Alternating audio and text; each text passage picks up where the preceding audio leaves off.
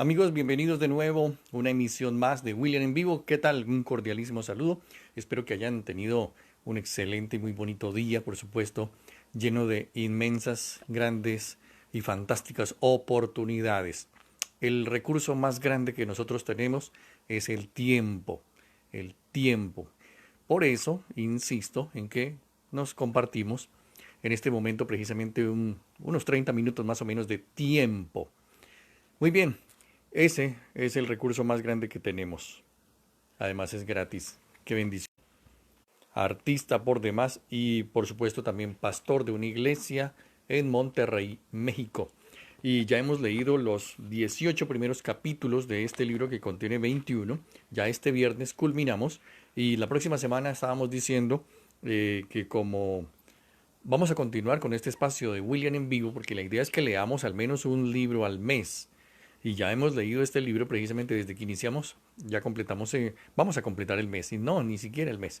Así que muchas gracias por su tiempo, por este espacio y por supuesto por la deferencia que nos hacen de poder estar allí en sus celulares, en sus móviles, en sus tablets, también en sus laptops, PC, en fin.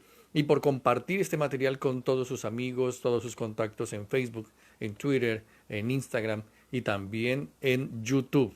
A propósito, les voy a dejar el canal de YouTube donde pueden también suscribirse. Ahí encuentran todo el material de este libro y por supuesto de otros materiales que ustedes también van a poder encontrar más adelante de William en Vivo. Muy bien, capítulo 19. El capítulo 19 de este libro, Adornando Tumbas, de Jesús Adrián Romero, habla de levadura. Levadura. La misma levadura que se usa para el pan. Sí, más o menos. Empieza diciendo que Jesús utiliza la analogía, es decir, la comparación de la levadura para referirse al reino de Dios, pero también utiliza la misma analogía, la misma figura, la misma comparación para referirse al legalismo de los fariseos, de los líderes religiosos de la época cuando Jesús vino al mundo, los fariseos. Es obviamente interesante que la misma figura de la levadura se utilice en dos analogías, en dos comparaciones completamente diferentes. Una para referirse, repito, al reino de los cielos y la otra para referirse a la levadura, o mejor, al legalismo que tenían en ese entonces los líderes religiosos. El reino de Dios y la religiosidad se pueden confundir. Mírelo acá. El reino de Dios y la religiosidad se pueden confundir. Trigo y cizaña, lo mismo lo dijo Jesús. Se puede comparar mejor, se puede confundir piedad con apariencia de piedad. Y es que hay una línea muy fina, una línea muy delgada entre ambas. Y Jesús lo advirtió de manera un poco peligrosa. Dijo, tengan cuidado, es una advertencia, eviten la levadura de los fariseos. Lo dijo el mismo maestro de Galilea. Este debería ser uno de los avisos, de los warnings, de las alertas más importantes en la carrera de la vida cristiana. Eviten la levadura de los fariseos. Pero, sí, hay un pero ahí, pero es difícil lograrlo. La levadura se confunde con la harina. El color, la consistencia, una vez revueltos, son muy parecidos y cuando se mezclan es casi imposible distinguirlos. En eso radica la sutileza del fariseísmo, de la religiosidad. Podemos tener actitudes religiosas y no darnos cuenta. El propósito de la levadura en la masa, literalmente, es inflar el pan. La levadura es un ingrediente necesario en el momento de hornear el pan, pero no es para nada necesario en la fe. Miremos varias actitudes que inflan el ego.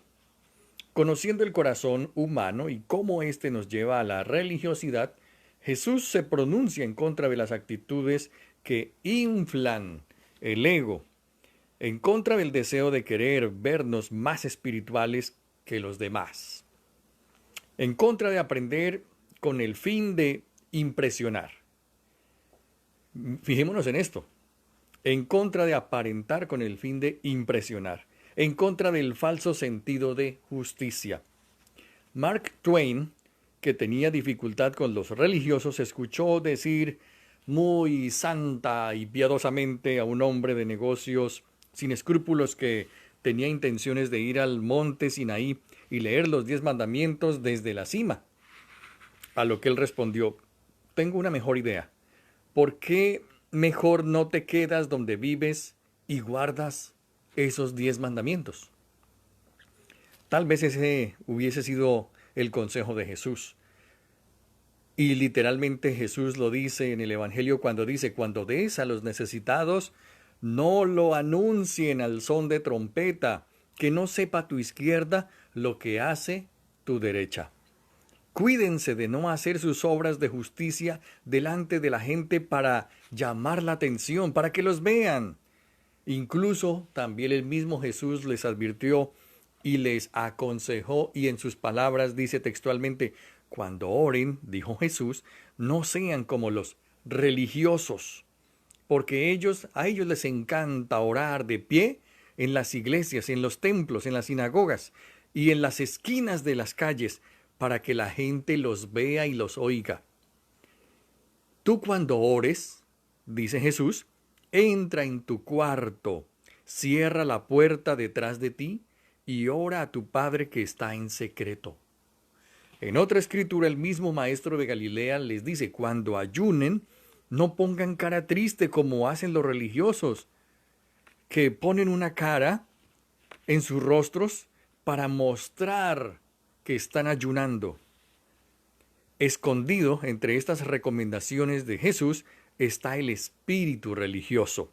Ser vistos por los demás, mostrar espiritualidad, llamar la atención sobre ello. Es importante señalar que las actividades de los ejemplos que Jesús utiliza en su momento son obviamente buenas y necesarias. Orar, ayunar, ofrendar. Por eso es tan difícil que nosotros miremos e identifiquemos lo solapado de esa actitud, lo escondido de esa situación. El fariseísmo en esa época y en la actual como religiosidad no consiste en hacer cosas malas, sino en hacer cosas buenas, pero con la actitud equivocada. Ahí está el problema. Tomando esto como ejemplo, entendemos que nuestra vida espiritual puede ser falsa. La levadura se esconde sutilmente en diferentes actitudes. Por ejemplo, el religioso actúa enojado y también sombrío. Y es que su falta de alegría se debe a que tiene un sentido de justicia fuera de lugar, haciendo cosas que Dios no le pidió y dejando de hacer otras que Dios tampoco le pidió que dejara de hacer. En una escritura dice: somos tan abominablemente serios, tan interesados en nuestro carácter, que nos negamos a comportarnos como cristianos en las cosas superficiales de la vida. No es nuestra devoción a Dios ni nuestra santidad la que nos hace rechazar el ser superficiales, sino nuestro deseo de impresionar a otros, que viene a convertirse en una clara señal de que somos líderes religiosos, fariseos. La palabra superficial en este contexto se refiere a la actitud de disfrutar la vida, algo que Dios espera que nosotros hagamos, pero el religioso se rehúsa a ello. ¿Y por qué? Porque se cree más santo que Dios. ¡Wow! Jesús era un hombre que disfrutaba de su existencia, obviamente, de su vida, y enfrentó con seriedad abominable, se enfrentó precisamente a esa seriedad abominable de los fariseos de su época, de los religiosos de su tiempo. Dice: porque vino Juan, el mismo Jesús lo dice, porque vino Juan que no comía ni bebía, y ellos dicen: tiene un demonio. Pero entonces vino el Hijo del Hombre, que come y bebe, y dicen: este es un glotón y hasta borracho. La levadura no solo te impide disfrutar la vida, se opone a que otros la disfruten. Cuenta Jesús Adrián Romero en su libro estamos leyendo, Adornando tumbas, que en casa él tiene dos perros, Corcho y Lázaro, se llaman ellos. A Corcho lo obtuvimos de cachorro y a Lázaro lo rescatamos cuando estaba al borde de su muerte. Por eso su nombre. Corcho es un perro feliz y juguetón, corre, nada y salta todo el día. Es un labrador y en su ADN está impreso el deseo de cobrar la casa. Así que casi siempre trae una pelota en el hocico, listo para que se la arrojemos y juguemos. Termina el día agotado, duerme como piedra. Lo curioso de esto es que el otro perro, Lázaro, en cambio parece molestarle el espíritu libre y juguetón de Corcho. Se enoja con él cuando lo ve jugar, le ladra, le gruñe, en fin. Cuando su camarada, cuando su cuando su compañero trata de divertirse, Lázaro simplemente es un aguafiestas. Y reflexiona Jesús Adrián Romero aquí cuando dice, me hace pensar en muchos cristianos. La libertad de los hijos de Dios es piedra de tropiezo para el religioso. El mismo Jesús dijo, conoceréis la verdad y la verdad os hará libres. Pero esa libertad de los hijos de Dios resulta ser piedra de tropiezo para el fariseo contemporáneo, para el religioso. El apóstol Pablo escribió acerca de cómo tuvo que afrontar a los religiosos de su época, incluso que estaban afectando a la iglesia. Dice, mas ni aun Tito, que estaba conmigo, con todo y ser griego, fue obligado a circuncidarse. Y esto a pesar de los falsos hermanos introducidos a escondidas que entraban para espiar nuestra libertad que tenemos en Cristo Jesús, para reducirnos a la esclavitud. Esto está, permítanme, en Gálatas 2, 3 y 4. Gálatas 2, 3 y 4. Si me permiten, lo voy a repetir. Mas ni aun Tito, que estaba conmigo, con todo y ser griego, fue obligado a circuncidarse, y esto a pesar de los falsos hermanos introducidos a escondidas que entraban para espiar nuestra libertad que tenemos en Cristo Jesús para reducirnos a esclavitud. En esa época, como lo estamos leyendo, habían falsos hermanos que conspiraban y que, como el caso de el perro Lázaro, también le gruñían a sus otros hermanos. La palabra espiar es catáskopos, y significa explorar, hacer una investigación tramposa, espiar nuestra libertad. Al religioso, miren, no le gusta la libertad. Quiere que la gente esté atada, quiere que la gente esté amarrada. En mi propia carne, dice Jesús Adrián Romero, he podido experimentar la investigación tramposa. Gente que busca en nuestros escritos, videos, predicaciones, redes sociales, llámese Facebook, Twitter, busca y busca y busca y donde más se les ocurra frases a través de las cuales llegan a conclusiones falsas. Al religioso le aterra la libertad de los demás y buscan atarlos, buscan amarrarlos, buscan, como dice allí Pablo, para reducirlos a esclavitud.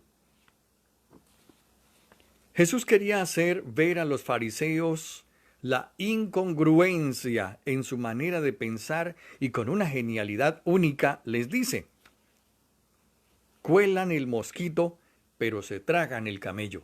Son palabras de Jesús duras. Como en la mayoría de sus enseñanzas, Jesús usa ejemplos que todos podemos entender. Cuando Él vino, iba a ser servido. Se tenía que filtrar. Mejor, corrijo, cuando el vino que se toma en copas ahora, iba a ser servido, se tenía que colar, se tenía que filtrar, porque los mosquitos eran atraídos por el azúcar del vino y los mosquitos caían allí, encima, en las copas, en los vasos de vino. Lo hacían porque obviamente nadie quiere tomar vino con mosquitos, pero también porque los mosquitos, como muchos insectos, eran considerados inmundos. Dice en el Evangelio, dice en el Antiguo Testamento, todo insecto alado que tenga 4 patas será abominación. El camello, por otra parte, también era considerado un animal inmundo, es decir, de acuerdo con la ley, ambos animales debían evitarse, es decir, no comerse. Pero Jesús, muy ingeniosamente, les hace ver que muy cuidadosamente ellos de sus vasos quitaban los mosquitos, pero son tan pequeños que tienen que hacer un filtro. Los religiosos eran muy escrupulosos, muy complicados al extremo, pero en cambio se tragaban algo tan obvio, algo tan grande como un camello. Obviamente que es una metáfora, es de manera, no era literal. La sola imagen debió haber provocado risas entre sus oyentes, como muchos de los ejemplos que Jesús daba. El maestro se está enfocando en la incongruencia de los líderes religiosos, de los fariseos. Eso es lo que hace la levadura. Provoca incongruencia. Le presta dos extremos en tamaño, o mejor, presenta dos extremos en tamaño y los confronta con su pecado. Les hace ver que todas estas observaciones, que toda esta rigurosidad escrupulosa eran vanas cuando se olvidan de lo que realmente es importante. Jesús quería hacerles caer en cuenta cómo evitaban violar las cosas más pequeñas de la ley, pero se olvidaban de lo más importante. Los fariseos no solo cumplían las cosas pequeñas de la ley, les agregaban aún otras para seguir atando a la gente. Y dice Jesús, palabras textuales, «Ay de vosotros, escribas y fariseos hipócritas, porque pagan el diezmo de la menta, del eneldo y hasta del comino, y han descuidado los preceptos de más peso de la ley, como son la justicia, la misericordia, la fidelidad. Y estas son las cosas que deberían estar haciendo, sin descuidar tampoco las otras». El diezmo no se aplicaba a los condimentos mencionados por Jesús. ¿Quién diezma de esas hierbas? Pero ellos lo hacían. Solo se aplicaba a productos como aceite, como maíz, vino. Pero los fariseos querían verse tan justos, tan espirituales, tan santos, que ponían atención y hacían el diezmo de las menta, del eneldo y del comino. Eso no tenía importancia. Jesús no les está diciendo que dejen de diezmar. De hecho, les dice que lo sigan haciendo, pero los confronta con diezmar el eneldo y olvidarse de la justicia, olvidarse de la misericordia y olvidarse de la fidelidad. Lo que separa, lo que divide a los cristianos de hoy en día, los cristianos entre comillas modernos, no son las cosas grandes, sino las pequeñas, las colaterales, las periféricas. Son esos mosquitos, son esos detalles, son esas pequeñeces. Los pleitos doctrinales, por ejemplo, en las iglesias se basan en lo mismo, en filtrar, en colar los mosquitos. En muchas ocasiones Jesús acusó a esos líderes religiosos de ceguera, de vista obstruida. ¿Por qué miran la paja en el ojo de tu hermano y no echas de ver la viga que está en tu propio ojo?, dijo Jesús. De nuevo, el mismo principio, la misma situación. No son las vigas las que me separan de mis hermanos, son esa pajilla, las pequeñas diferencias, lo periférico, lo colateral, los detalles, las minucias. Una de las formas de esconder la levadura es la palabrería. El religioso, que siempre quiere estar enseñando y corrigiendo a los demás, es lo que hace. Se esconde detrás del orgullo y cree que tiene un conocimiento exhaustivo, completo, pleno, total de todos los temas espirituales. Es decir, una persona que ya no aprende más, ya con lo que tiene es más que suficiente. Pero no podemos enseñar si no tenemos un espíritu enseñable, dice la palabra. Tú, pues, que enseñas a otro, ¿no te enseñas a ti mismo? El instructor, el maestro, el discipulador, siempre será un alumno, siempre necesita estar aprendiendo. La actualización constante es un requisito para los que escogen la tarea de enseñar en nuestras escuelas, en nuestras universidades. Pablo está hablando al instructor, al maestro, que se volvió obsoleto porque dejó de aprender. Uno de los engaños más grandes del religioso, del fariseo contemporáneo, es pensar que ya lo sabe todo y que su percepción, su conocimiento de las cosas de Dios y del reino de los cielos es totalmente acertada. Ya absolutamente lo saben todo. Así eran los fariseos. No aceptaban nada que saliera de su percepción, de su teología, de su intelectualidad, de su conocimiento acerca de Dios. De la misma manera, muchos en la actualidad no aceptan nada que se salga de su tradición, de su costumbre, de su denominación, de su cultura cristiana. Hay que volvernos a tener fe simple, simple fe. Nos hemos olvidado de la fe simple. Jesús había sanado a un ciego de nacimiento. ¿Recuerdan ustedes la historia? Los fariseos están molestos, como raro, porque lo hizo también además en día sábado. O sea, el mosquito. Decían, este hombre no viene de parte de Dios, no actúa como nosotros. O sea, no es de nuestra tribu, no es de nuestro clan. No habla como nosotros, es decir, su doctrina es diferente. Es un pecador, decían. Nosotros somos santos, en otras palabras, y no puede hacer milagros. Los fariseos, los religiosos más santos que Jesús, imagínense. Los fariseos empiezan a cuestionar al ciego que había recuperado la vista, pensando que todo era un engaño. Seguramente no era ciego, posiblemente fingió haber sido ciego. Tal es el punto que llaman a sus padres y ellos simplemente confirman que sí había nacido ciego, pero Jesús lo había sanado. Y entonces los religiosos, los fariseos, se ponen a cuestionar a los padres del ciego y al mismo ciego, preguntándole, ¿cómo te sanó? ¿Eres su discípulo? ¿Eres un pecador? ¿Es Jesús un pecador? ¿No pudo haberte sanado?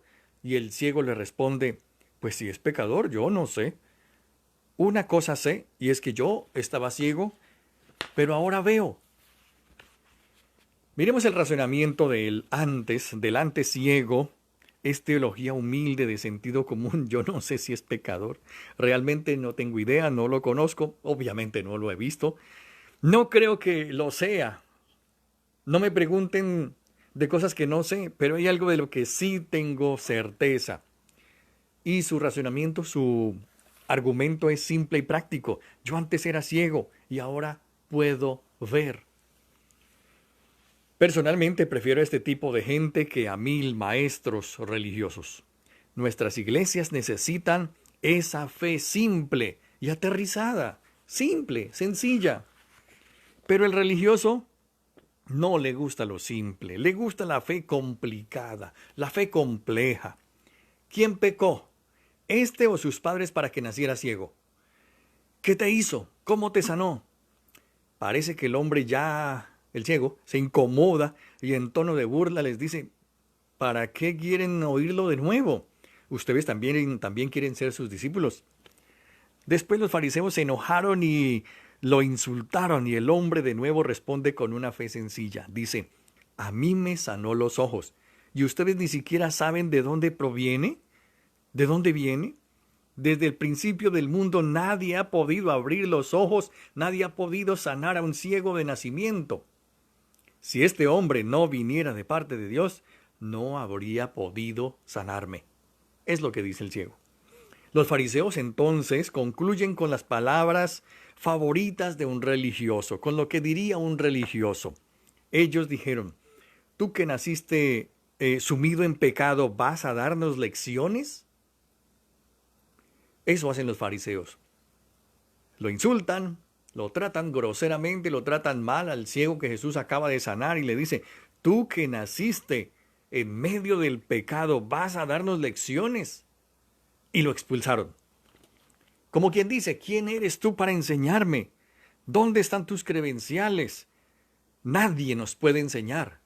Nadie me puede decir a mí lo que yo debo de hacer.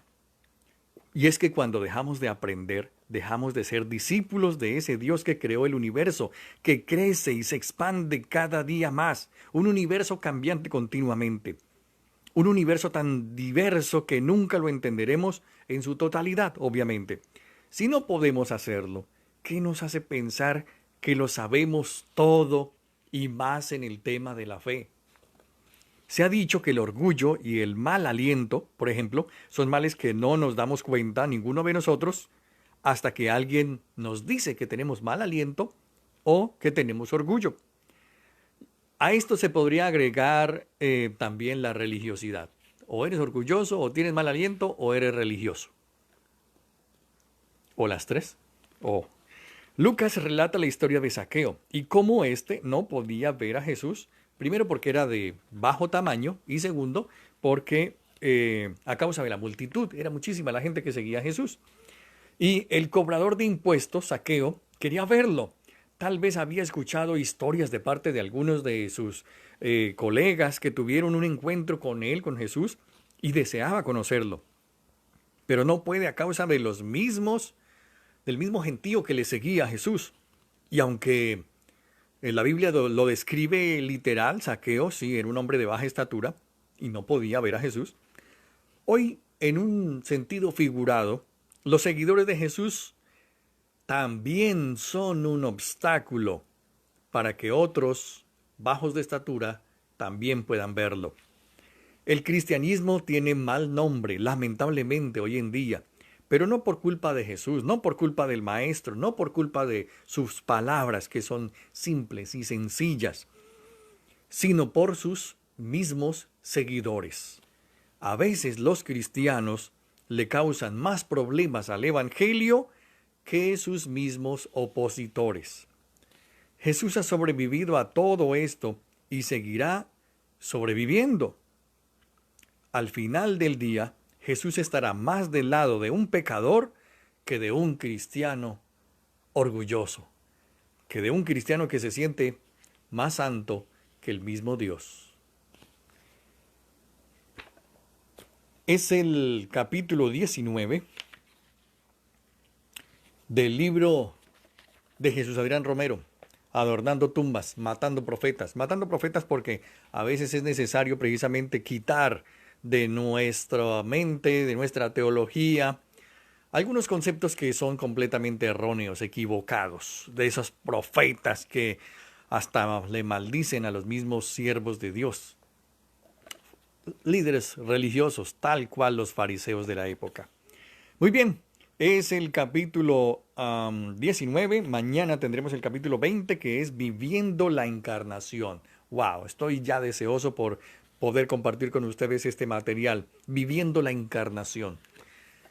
Mañana, 9:30 de la noche en punto. Muchas gracias por el tiempo que nos están dispensando. Muchas gracias por dejar sus comentarios. Muchas gracias por suscribirse, por compartir este material con otros líderes.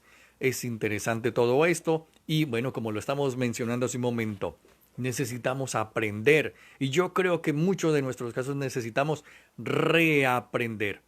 O como alguien lo mencionaba, desaprender para reaprender. Es sencillo, es muy simple. Esto es William en Vivo. Muchas gracias, muchas bendiciones.